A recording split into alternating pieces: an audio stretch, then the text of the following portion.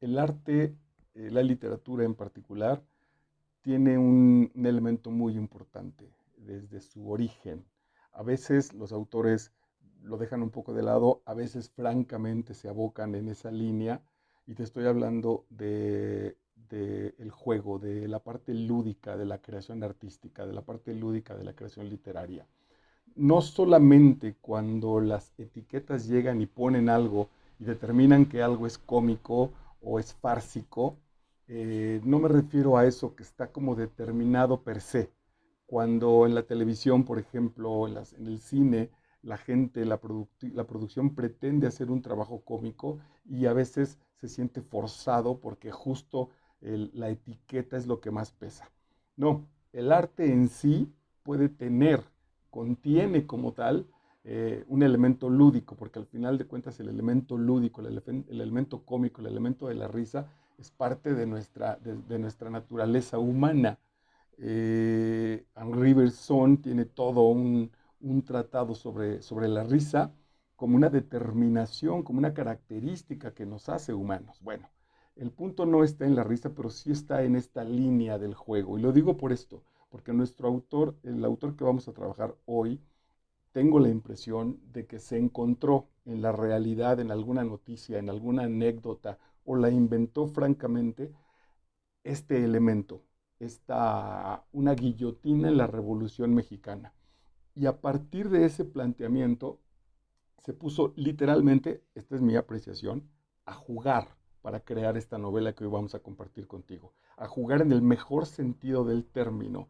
Jugar que tiene una carga de reflexión, que tiene una carga de espejo cultural y social para nosotros, que tiene una carga de relajación, pero no por eso de inteligencia, incluso diría en algunos momentos hasta de sabiduría, de burlarnos de nosotros mismos, de burlarnos de nuestro pasado, de sano buen humor. Y sano no tiene que ver con una moralidad o con groserías, no, con la determinación éticamente más, más entregada de pasarla muy bien. Y ese pasarla bien, cuando tenemos un autor de la calidad del que vamos a trabajar el día de hoy, esa parte lúdica no está excedida y no está exenta de que la novela, de que la obra de arte esté bien trabajada, esté ajustada, esté alineada con lo que el autor pretende generar, que es justamente una obra de arte que cause belleza en momento de acercarla a nosotros como espectadores, en particular en este caso como lectores. Bueno, entonces vamos a enfrentarnos a un texto muy divertido, pero no excedido. Y en su transparencia de diversión va a reflejarnos también nuestra formación cultural, nuestra formación política, nuestra formación como patria mexicana, y va a deshacer sin ironías gratuitas, sin forzar el elemento de la narrativa, nos va a mostrar estos chispazos ridículos de nuestra historia y cómo finalmente se ha manipulado todo el elemento histórico a favor de quien necesite usar esas voces. Se trata pues de Escuadrón Guillotina del maestrazo Guillermo Arriaga. Arriaga es un consentido de este canal, trabajaremos, yo creo que sí nos dará la vida, espero, para ir siguiendo toda la obra del maestro Arriaga. Por ahora en este canal tenemos El Salvaje, tenemos Salvar el Fuego, y se me escapó una que ahorita te comparto, en lo que te doy la fecha de nacimiento del maestro Arriaga. Él nació el 13 de marzo de 1958 en la Ciudad de México, así que en este momento tiene 65 años. Incluso ya tenemos la lectura hecha de su reciente novela que se llama Extrañas, que es maravillosa. Y entonces la explicación ya está nada más pues haciendo en fila de espera para compartirla contigo. A ver, dame un segundo porque aquí tengo el dato, solo que se me traspapeló. Salvar el fuego, el salvaje, y me falta la otra que ya tenemos trabajada aquí en este canal. Bueno, si no, lo vamos a ir trabajando. Entonces nos vamos a encontrar con un trabajo que seguramente para algunos críticos o en esta necedad de comparar las situaciones les parecerá un trabajo menor, El Búfalo de la Noche. El Búfalo de la Noche, El Salvaje y Salvar el Fuego son los trabajos que tenemos aquí del maestro Arriaga. Hoy es 13 de mayo del año 2023. Algunos críticos seguramente llevarán a que este es un trabajo menor. Puede ser que sea menor en el sentido clásico, donde en la literatura, por citar solamente un ejemplo, hay versos mayores y versos menores que tienen que ver con la medida silábica de los versos, pero no con su composición artística. No es que una obra sea menor en valor y mayor en valor, solo es menor, digamos, en el sentido del tamaño y mayor en el sentido de la extensión. Aquí incluso no aplica porque esto es también otra vez solo una cuestión cultural, me parece que mal enfocada, en el pensar que las situaciones trágicas, dramáticas, muy dramáticas, son más valiosas que las situaciones relativamente cómicas, ligeras, transparentes, mucho más rítmicas. No es el caso. No va a aplicar aquí porque Escuadrón Guillotina, que es la novela que vamos a presentarte hoy, es un espléndido trabajo, pero quería destacar cómo la construcción lúdica de una obra de arte es absolutamente válida y no resta en nada el valor artístico, el valor de manufactura de un trabajo, de una novela como tal. Te la vas a pasar muy bien, es muy divertida, hay un montones de, de espacios donde podrás esbozar una sonrisa, sino francamente una carcajada, al mismo tiempo que en su gran manufactura como obra de arte, como gran artesano de las letras que ya es o que ha sido desde hace tiempo el maestro Arriaga, vamos a reflejarnos con verdades. Nos va a tirar frontalmente situaciones culturales, políticas, históricas, culturales de lo que es lo mexicano. Escuadrón Guillotina de el maestro Guillermo Arriaga. Tenemos un personaje muy representativo de lo que vendría a ser este mexicano que se acomoda, este mexicano que trepa. Es alguien que en un principio el movimiento revolucionario lo trata mal y él buscará acomodarse para sacarle provecho hasta que finalmente pues lo logra, se sube a la bola de la revolución sin sustancia filosófica, sin sustancia ética. Se sube porque solo tiene de dos, o estar jodido o joder, ¿no? Que es muy, en este sentido como muy mexicano. Y el tipo entonces fabrica una guillotina y se la vende como tal, así como un asunto de eficacia, como un asunto de espectáculo al mismísimo Pancho Villa. A Pancho Villa le hace una prueba, le parece maravillosa, le encanta el poder de la guillotina, la limpieza con que la guillotina trabaja en lugar de los comunes y vulgares fusilamientos, y entonces se vuelve un elemento de atracción popular, se vuelve un espectáculo el uso de la guillotina. Y así es el planteamiento de la novela, una guillotina a la cual el Pancho Villa, el general Villa, le hace un departamento ahí en específico de su ejército y la convierte y lo convierte en un espectáculo que le permitirá dialogar con los gobernadores, con los pueblos, con los embajadores, particularmente con el gringo, y a partir de ese juego es que se desarrolla esta espléndida novela. Entonces te voy a ir compartiendo más o menos las notas. Es bastante breve, es de una lectura muy fluida, muy divertida y como te digo, pues sin duda alguna muy bien hecha y que refleja en todos los niveles social, cultural, en el nivel del amor, en la relación de este hombre solitario, eh, este escuadrón guillotina. Esta situación relativamente sarcástica, le llamaría yo, relativamente ridícula, por otro lado, es solo la superficie de, psicológicamente hablando, de la construcción de lo que somos socialmente. Y es muy probable que de lo que seguimos siendo, estos hombres acomodados, tranzas, inteligentes, burlones, burlescos, que provocó esta revuelta social, lo seguimos padeciendo sin ninguna duda. Nuestra sociedad se sigue moviendo por los chispazos, por el acomodarse, por el verbo, por llamar la atención. más allá de una conciencia ética, de una conciencia de trabajo, de un sentimiento honesto de crecimiento de patria, seguimos luchando, peleándonos entre nosotros por ver quién está arriba para aplastar, citando a otra novela clásica de este tiempo, por aplastar a los de abajo.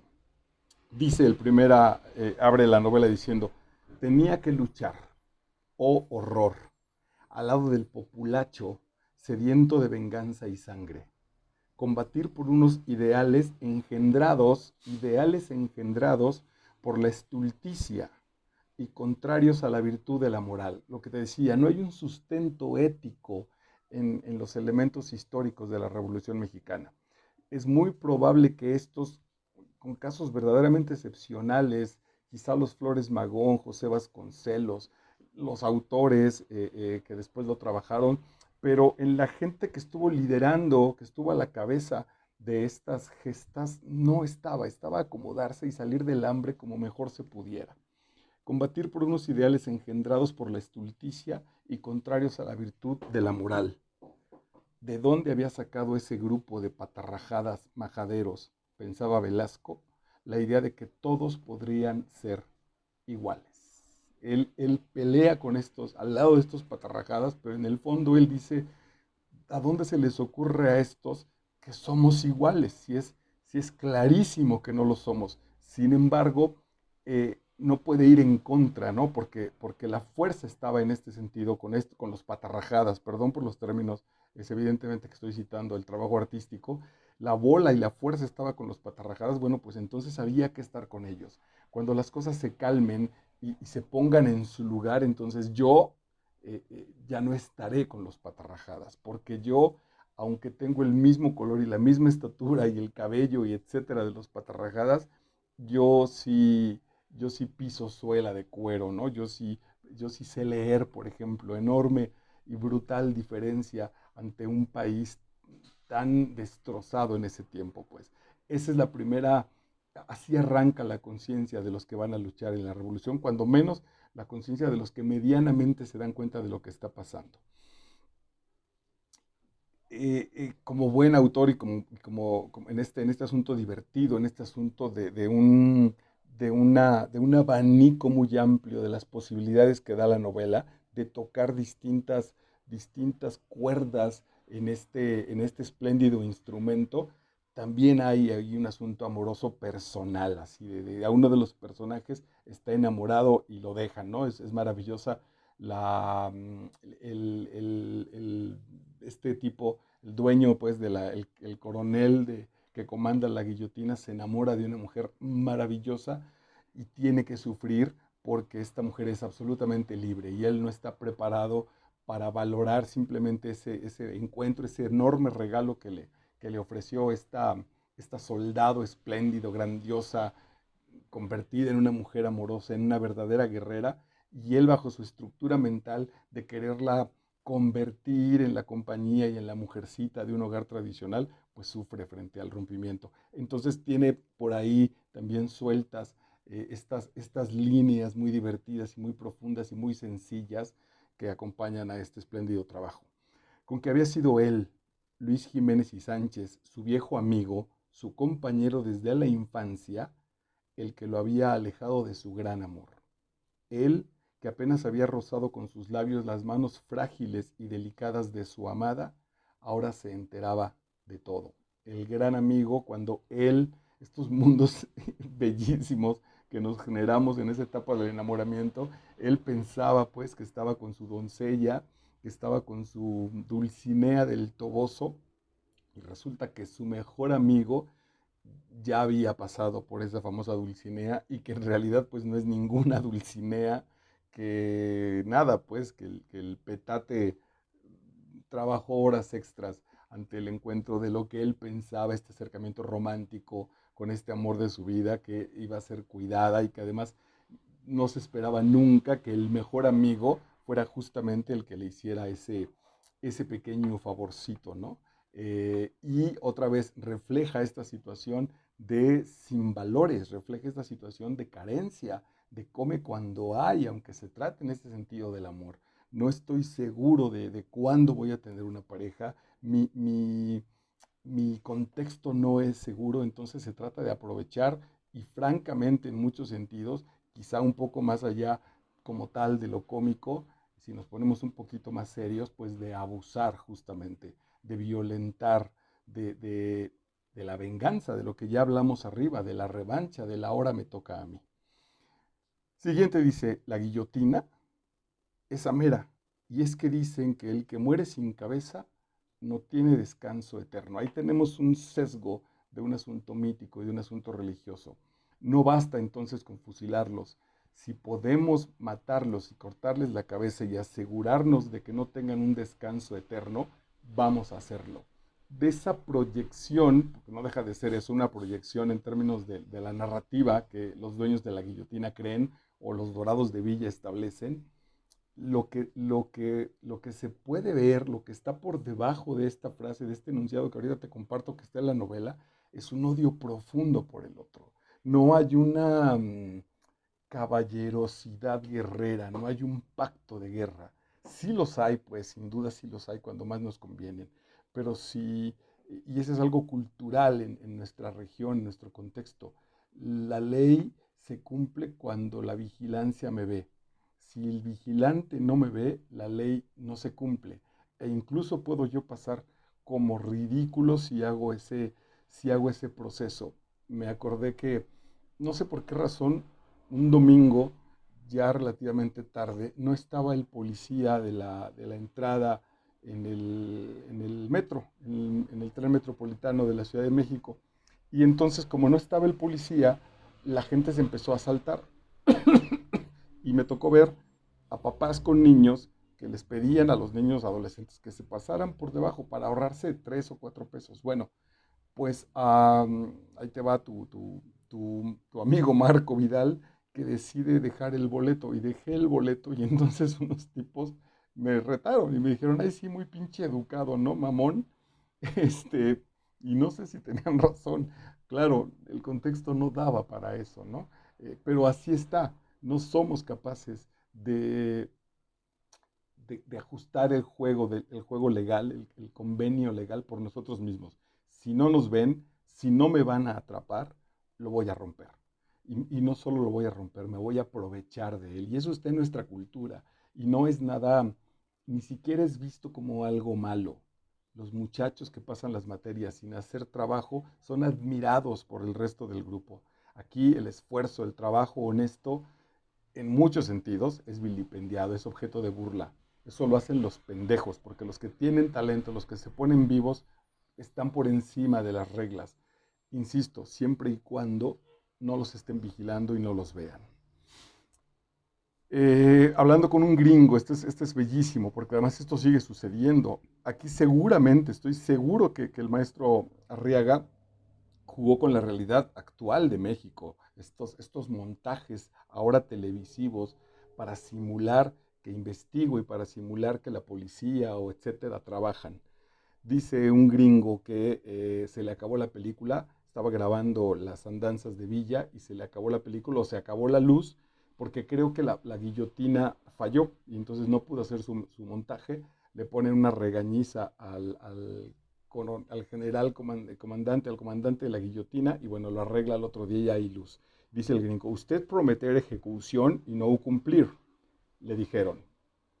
Villa, consternado, les prometió que al día siguiente, a la hora que ellos dispusieran, iban a mandar fusilar a Samaniego y a los otros ricos, pagaran o no la cantidad solicitada. Es decir, voy a pedir una cantidad y aunque me la paguen, con tal de que hagas la película, cuando les corto la cabeza con la guillotina, los voy a mandar a asesinar.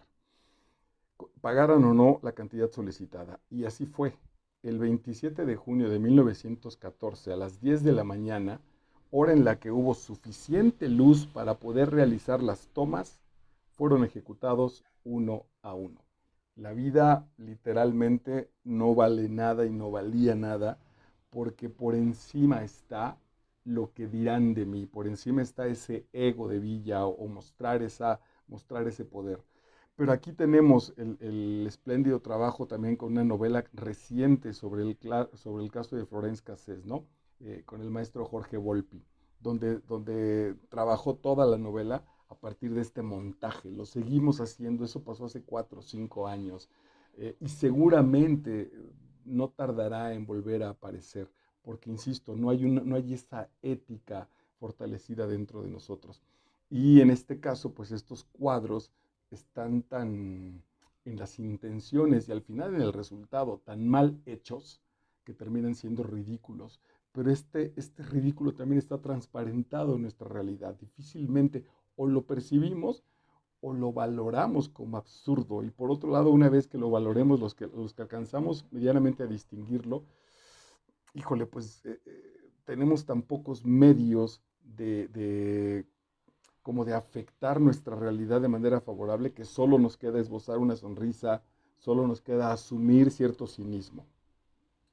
Y finalmente, con la recomendación muy extendida de que leas este trabajo, yo diría pues que es un trabajo, porque estoy muy sorprendido, como una obra de arte en este sentido puede ser tan transparente en su riqueza, en su comunicación con el espectador, en su diversión, en poner el dedo de manera muy puntual y muy específica en llagas que nos duelen a nivel nacional, en el asunto histórico, en el asunto cultural, pero que no está cargada de ninguna especie de solemnidad, ni se cree con la voz del tipo que trae las netas para hacer el resumen histórico.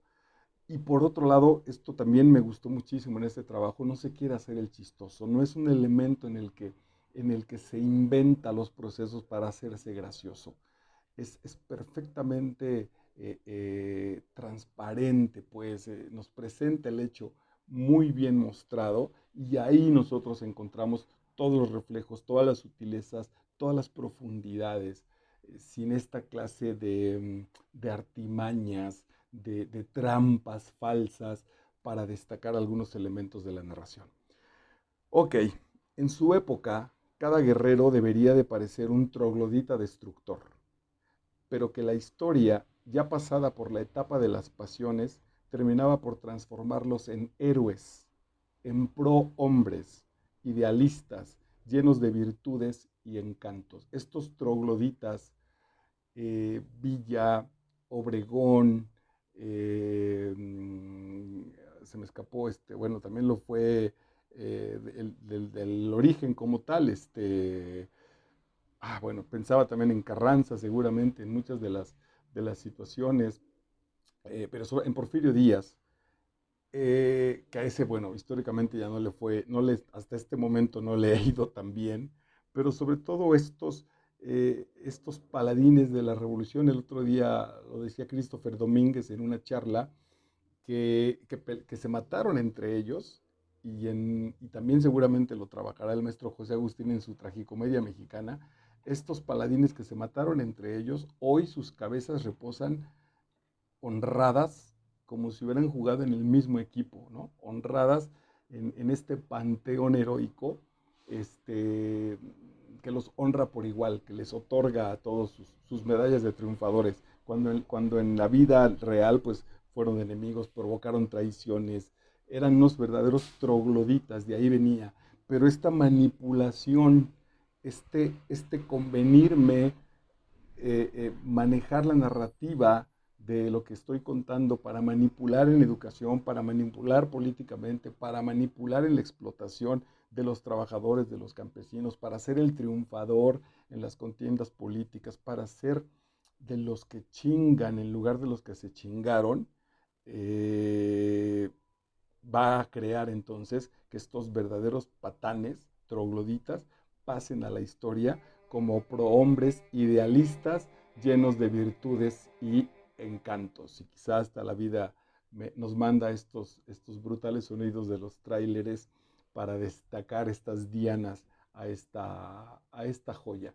Esto somos, esto fuimos, de ahí venimos en muchos sentidos. A mí me encantan estas revisiones históricas porque las comparo con el día de hoy y pues corbatas más, zapatos de moda, ya no hay caballos, es decir, cositas un poco insustanciales, pero la esencia siguen siendo los mismos. Seguimos seguimos y sigue siendo nuestra clase política y muchos de nosotros como tal, sindicatos, burocracia, gente del poder, seguimos siendo unos brutales trogloditas que algún día intentaremos salvarnos de la brutal y maravillosa y violenta guillotina para ver si nos convertimos en hombres prohombres, idealistas, llenos de virtudes y de encantos.